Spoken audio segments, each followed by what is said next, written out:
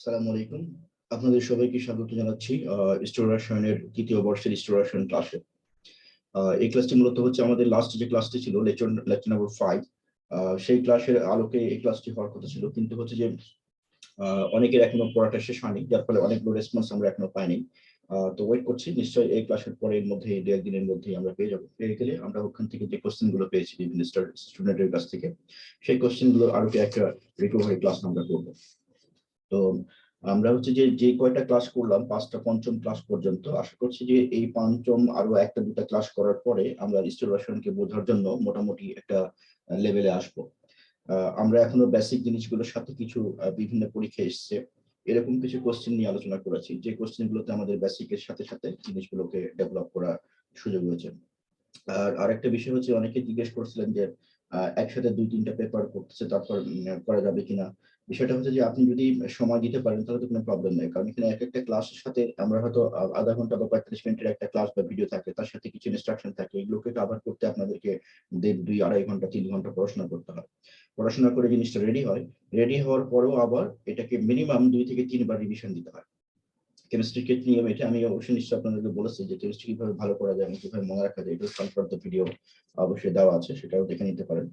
তো বেটার মানে বেস্ট রেজাল্টের জন্য হচ্ছে যে আপনি 2 ঘন্টা ভিডিওর ইনস্ট্রাকশন এবং নোট গুলোকে ভালো করে আত্মস্থ করার জন্য প্রয়োজনীয় নোটপত্র তৈরি এবং হচ্ছে নোটগুলো ফলো করা, গুছানো, এসব মিলিয়ে যে সময়টুকু যায়, তারপরেও কিন্তু আরো মিনিমাম হচ্ছে 2-3 বার রিভিশন দিতে হয়, যার ফলে সব মিলিয়ে 2-3 দিনের একটা লোড চলে আসে। তো এই লোড যদি আপনি সামাল দিতে পারেন, এতটুকু সময় দিতে পারেন প্রতিটা পেপারের জন্য, তাহলে অবশ্যই আপনি 2টা বা 3টা করে একসাথে শুরু করবেন। তবে 3টা মেজরের বেশি নিতে নিষেধ করবো, নন মেজর নিতে পারেন, 3টা মেজরের বেশি নিয়েন না, কারণ 3টা মেজরের বেশি নিলে যেটি হবে সেটি হলো যে কভার করতে পারবেন না। আর হচ্ছে যে আমি শুধু পড়ে গেলাম কিন্তু আমি এটাকে কভার করে গেলাম না, দ্যাট ইজ হচ্ছে লেকচার আপনি শুনলেন, নোট করলেন, কি কোশ্চেন পড়তে হবে নোট করে রেখে দিলেন, তাহলে কিন্তু লাভ হবে না। নাও কেমিস্ট্রি, সুতরাং হচ্ছে সাথে সাথে সাথেই পড়ে যেতে হবে এবং কভার করে যেতে হবে এবং প্র্যাকটিসও কন্টিনিউশন রাখতে হবে। যেমন ধরেন আমি একটা এক্সাম্পল দিই, কোরআন শরীফের যারা হাফেজ হয় তারা কি করে, তারা হচ্ছে যে প্রতিদিন প্রথম থেকে পড়া শুরু করে, দেন শেষের দিকে এসে নতুন যেটা মুখস্থ করতে সেটা মুখস্থ করে ওই দিন শেষ, আবার পরের দিন এসে আবার প্রথম থেকে শুরু করে। তো এই টাইপের মানে যত দিন যায় তত লোড বাড়তে থাকে। কেমিস্ট্রির ক্ষেত্রে ব্যাপারটা এরকম, এটা আপনাকে মনে রাখতে হবে, যদিও অত কঠিন না, কিন্তু হচ্ছে তারপরেও বেশ কঠিন আছে এবং ধারাবাহিকতা রক্ষা করতে হয়। তাহলে আমরা আজকে যে কোশ্চেনটি আলোচনা করবো স্টোর রসায়নের সমানতা, তাহলে আমরা লেকচার 5 এর যেটা সেটি হচ্ছে আমরা রেখে দিলাম, এরপরে আমরা মানে ফিডব্যাক গুলো নিয়ে নিই, আর কত কি কি কোশ্চেন রয়েছে সেগুলো, দেন হচ্ছে আমরা পরবর্তীতে ওটার পরে নেক্সট ভিডিওটা আমরা আলোচনা করবো। এখন দুটি গুরুত্বপূর্ণ কোশ্চেন আমরা আলোচনা করব, সেটি হচ্ছে পরীক্ষার জন্য খুব ইম্পর্টেন্ট। আমি প্রতিটা লেকচারের সাথে কিন্তু গুরুত্বপূর্ণ কোশ্চেন গুলো বলে যাচ্ছি এবং হচ্ছে যে নোটেও সেগুলো রিফ্লেকশন থাকছে। সুতরাং এই কোশ্চেন গুলো যদি আপনারা ঠিক মতো পড়েন, এই কোশ্চেন গুলোকে ঠিক মতো বুঝেন, দেন হচ্ছে যে এই কোশ্চেন গুলো থেকে যদি বেসিক জিনিসগুলো নিতে পারেন, তাহলে আপনাদের পরীক্ষায় মানে এর বাইরে কোনো কোশ্চেন হবে না, এটুকু গ্যারান্টেড। অর্থাৎ এর বাইরে কোনো কোশ্চেন আপনাদের আসবে না পরীক্ষায়। এবং বেসিক গুলো যদি ঠিক মতো ক্লিয়ার করতে পারেন, ভিডিওতে যেগুলো বলা হচ্ছে, মানে অনেক জিনিস ভিডিওতে বলা হয় নোটে থাকে না, কারণ বেসিক কথাগুলো তো আসলে দরকার হয় না। তো সেক্ষেত্রে ভিডিওর সাথে যদি নোটটা মিলিয়ে বেসিক গুলোকে পুরোপুরি ডেভেলপ করে নিতে পারেন, তাহলে ভাইবা তো কখনো আপনি মানে আটকাবেন না। সেভাবেই মানে উপস্থাপনা গুলো করা হচ্ছে। সুতরাং আপনার পরীক্ষায় যদি কোনো প্রবলেম না থাকে, ভাইবাতে যদি কোনো প্রবলেম না থাকে, তাহলে আপনাদের কোনো সমস্যা নাই। এখন বিষয়টা হচ্ছে যে শুধু ভিডিও আর নোটের ইনস্ট্রাকশন গুলো পড়লে কি হবে, বাইরে গিয়ে পড়া দরকার নেই, অবশ্যই পড়া দরকার আছে, কারণ হচ্ছে যে বেসিক ডেভেলপমেন্টের তো কোনো শেষ নেই। সুতরাং আপনি যত বেশি সময় দিতে পারবেন ততই ভালো। আর একটার সাথে আরেকটা জিনিস রিলেটেড, হয়তো আমি একটা জিনিস বলে গেলাম, আরেকটা কম ইম্পর্টেন্ট জিনিস বললাম না, সেক্ষেত্রে হচ্ছে যে ওইখান থেকে তো কোশ্চেন হতে পারে। কিন্তু সাধারণত দেখা যায় যে যেহেতু সবারই সময়ের স্বল্পতা কিন্তু সবারই, সুতরাং সব ক্ষেত্রেই গুরুত্বপূর্ণ জিনিসগুলো নিয়ে সবাই কাজ করে। তার মানে এই না যে গুরুত্বপূর্ণ জিনিসগুলো আমি জানবো না, এমন যেন না হয়, আমি শুনিনি এমন যেন না হয়। এবং এটার জন্য সব থেকে ইম্পর্টেন্ট হচ্ছে যে যে মেন বইগুলো আছে সেই মেন বইগুলোকে স্টাডি করা, লাইন বাই লাইন পড়ার চেষ্টা করা। তো তাহলে আমরা শুরু করি। আজকে যে কোশ্চেনটা পড়বো সেটা হচ্ছে সিস ও ট্রান্স সমানের মধ্যে কোনটির গলনাঙ্ক বেশি এবং কেন। আচ্ছা, গলনাঙ্ক জিনিসটা কি সেটা আমরা আগে বলতে চলেন, তারপরে আমরা কোশ্চেনটা একবারে বুঝবো।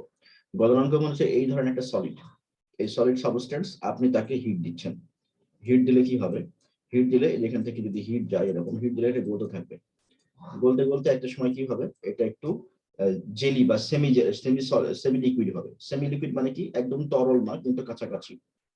যেমন ধরেন আমরা যে খাই, বিভিন্ন কিছু খাবার খাই না, যে খাবারগুলো তরল না কিন্তু তরলের কাছাকাছি, এগুলোকে বলি আমরা সেমি লিকুইড।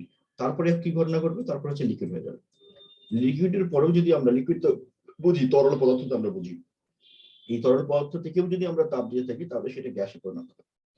তো গলনাঙ্ক জিনিসটা হচ্ছে কোন একটা কঠিন পদার্থকে যে তাপমাত্রায় গলতে শুরু করবে সেটা কি বলি গলনাঙ্ক বা মেল্টিং পয়েন্ট।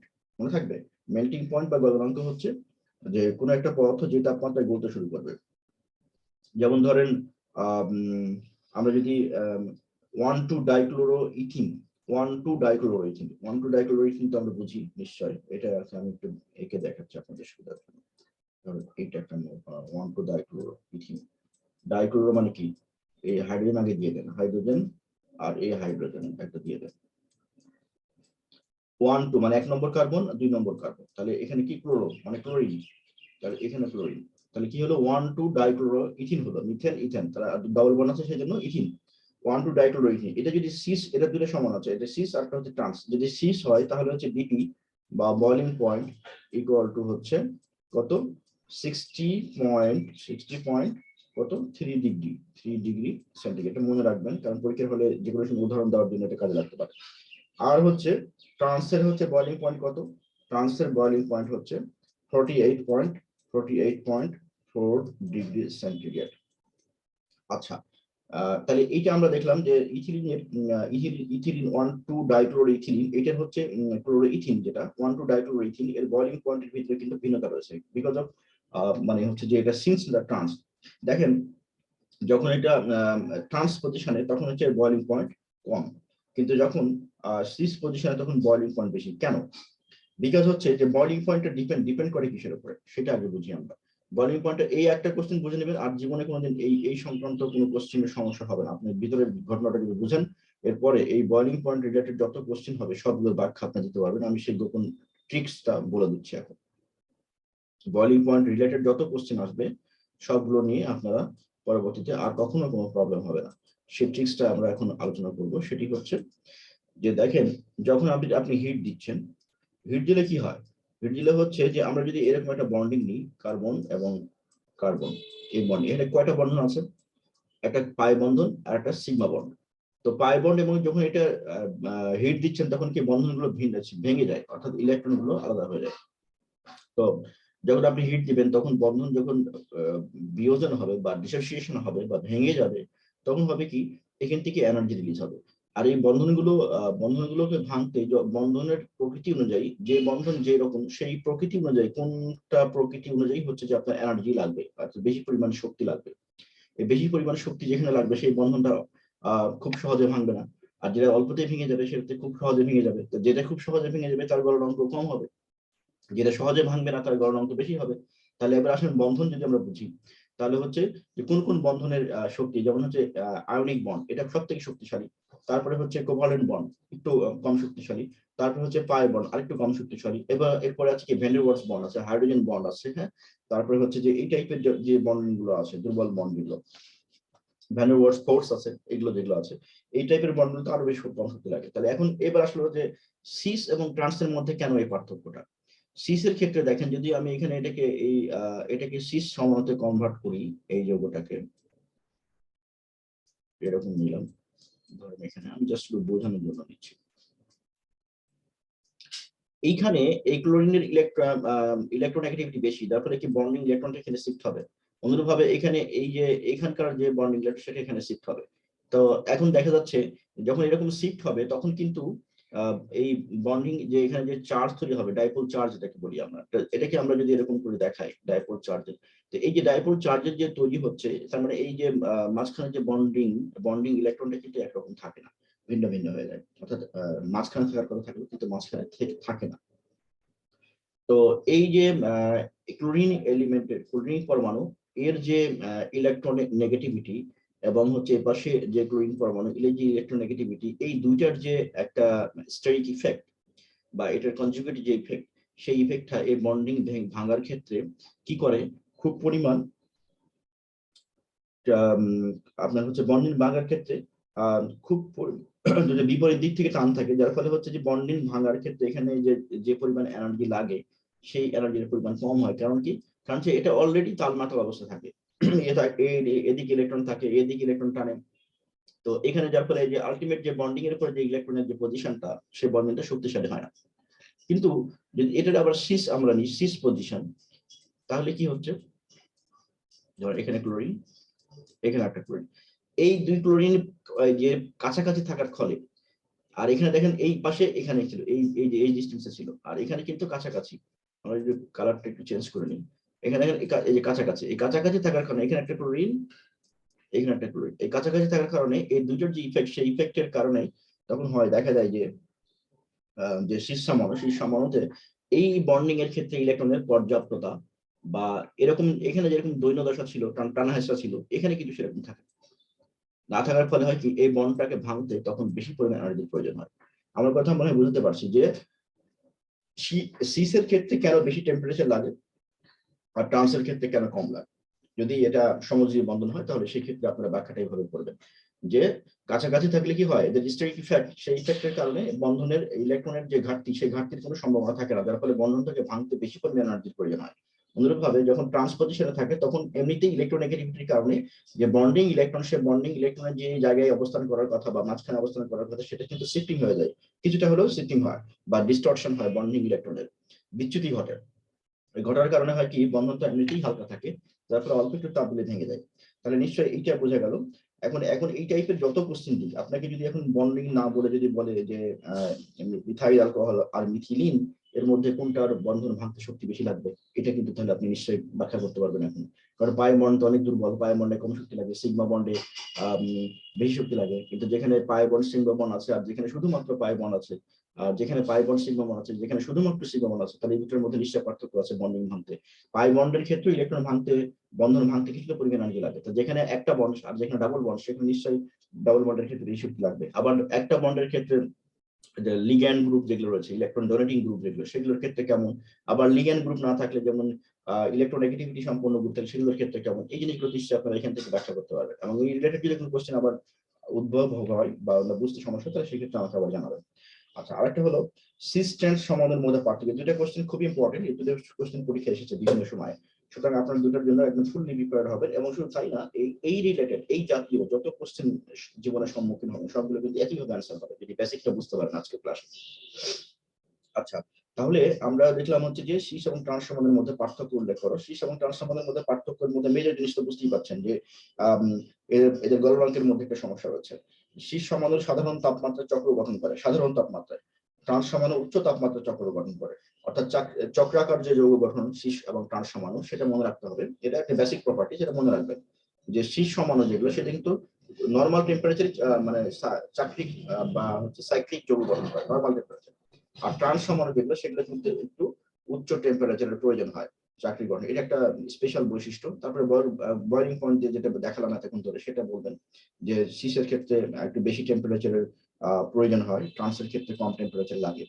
এবং হচ্ছে যে আপনার দ্রুত বিক্রিয়ার ক্ষেত্রে শেষ সমান হতে মেশযৌগ উৎপন্ন হয়, এটা কিন্তু একটা ভালো প্রপার্টি, যে মনে রাখতে হবে। এবং দ্রুত বিক্রিয়ার ট্রান্স সমান হতে ডিএল মানে সমান উৎপন্ন হয়। আচ্ছা, ডিএল মানে ডেক্সট্রো রোটারি লিবারেটরি সমান।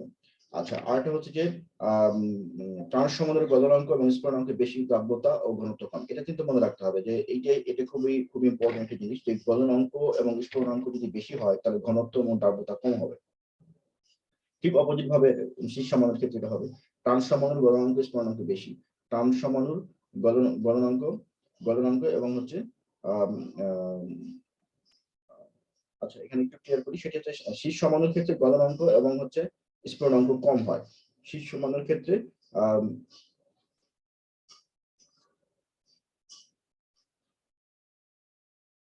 আচ্ছা, তাহলে এইটা বোঝা গেল। এবং হচ্ছে যে স্ফুটনাঙ্ক বেশি হবে, দ্রাব্যতা ঘনত্ব কম হবে ট্রান্স সমানুর ক্ষেত্রে। এটা একটু বই থেকে দেখে নিন। আর হচ্ছে যে শীষ সমান হতে মেশযৌগ উৎপন্ন হয়, তো বললাম। আর একটা জিনিস হতে পারে, সেটি হচ্ছে শীষ সমানুর এন্ট্রপির মান বেশি। শীষ সমানুর কিন্তু হচ্ছে এন্ট্রপির মান বেশি। তাহলে আমরা কি কি জিনিস পড়লাম? প্রথমত হচ্ছে পড়লাম যে গলনাঙ্ক কি, গলনাঙ্ক কি সেটি। আচ্ছা, একটা জিনিস একটু কারেকশন করি, সেটি হচ্ছে স্ফুটনাঙ্ক বা বয়লিং পয়েন্ট আর হচ্ছে মেল্টিং পয়েন্টের ক্ষেত্রে আগে যে রেফারেন্স ভ্যালুটা দিয়েছিলাম সেই ভ্যালুটা একটু কারেকশন হবে। স্ফুটনাঙ্কর ক্ষেত্রে হচ্ছে আপনার 1,2-ডাইক্লোরোইথিন এর হচ্ছে স্ফুটনাঙ্ক হচ্ছে 60.30, আর এর হচ্ছে শীর্ষ মানের ক্ষেত্রে, আর হচ্ছে যে কি বলে ট্রান্স সমানের ক্ষেত্রে বয়লিং পয়েন্ট বা স্ফুটনাঙ্ক হচ্ছে 48.4°C। একটু কারেক্ট করে নিন, আগে একটু মনে হয় উল্টা হয়েছিল। আর হচ্ছে যে আপনার ক্রোটনিক অ্যাসিডের ক্ষেত্রে গলনাঙ্ক যে টেম্পারেচারে গলে সেটা হচ্ছে গলনাঙ্ক, আর যে টেম্পারেচারে ফুটতে, অর্থাৎ এখানে আমি যদি বলি যে সলিডটা যে টেম্পারেচারে গলে যাবে সেটা হচ্ছে তার গলনাঙ্ক পদ্ধতি, মানে মেল্টিং পয়েন্ট গলনাঙ্ক। এবং এই ক্ষেত্রে হচ্ছে ক্রোটনিক অ্যাসিড এর হচ্ছে যেমন হচ্ছে গলনাঙ্ক হচ্ছে 15.5°C। এই যে এইটা গলনাঙ্ক মানে হচ্ছে মেল্টিং পয়েন্ট, যে সলিড, এই সলিডটা যে টেম্পারেচারে গলবে সেটা হচ্ছে গলনাঙ্ক। তো আমরা একটা এক্সাম্পল নিচ্ছি যে শীত সমানুর ক্ষেত্রে কেন হচ্ছে যে গলনাঙ্ক কম হয় এবং ট্রান্স সমানুর ক্ষেত্রে গলনাঙ্ক কেন বেশি হয়। ট্রান্স সমানুর ক্ষেত্রে গলনাঙ্ক কেন বেশি হয়, কারণ ট্রান্স সমানুর ক্ষেত্রে